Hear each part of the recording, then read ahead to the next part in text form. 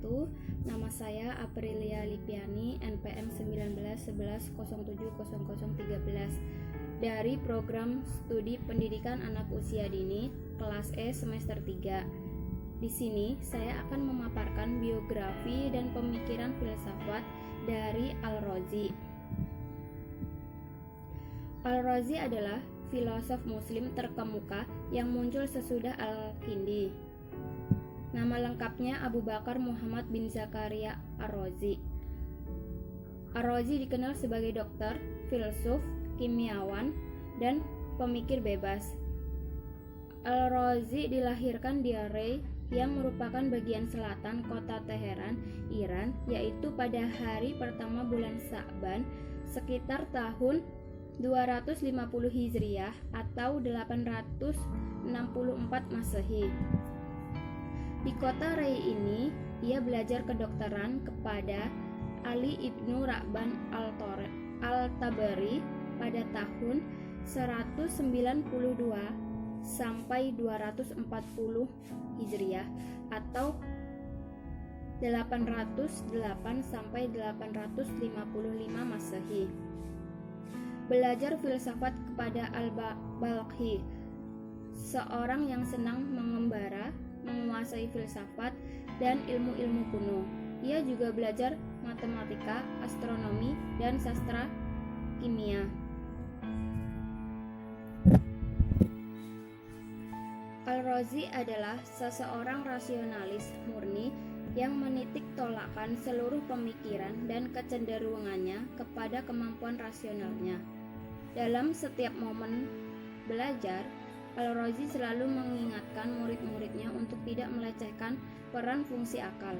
Hal ini yang diyakini oleh Al-Razi bahwa akal merupakan alat penentu, pusat pengendali, dan perintah kepada manusia untuk menuju kebaikan.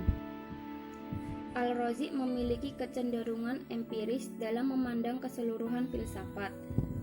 Studi klinis kedokteran membantu Al-Razi dalam menentukan metode yang kuat untuk dijadikan pemikiran filsafat secara keseluruhan. Melalui studi klinis, Al-Razi mencoba untuk berpijak pada metode observasi dan eksperimen dalam filsafat. Hampir seluruh pemikirannya tercurah langsung dalam lapangan praktik disiplin kedokteran. Dan sebagian kalangan menilai Al-Razi sebagai sosok yang kurang tekun dalam mencermati problem filosofil.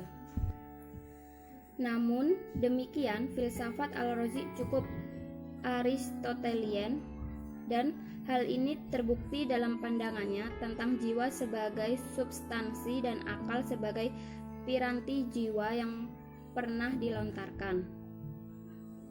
Meskipun Al-Razi menjunjung tinggi jiwa substansial non-jasmani dan penciptaannya, Al-Razi adalah tokoh yang paling berani menentang filosof Islam awal.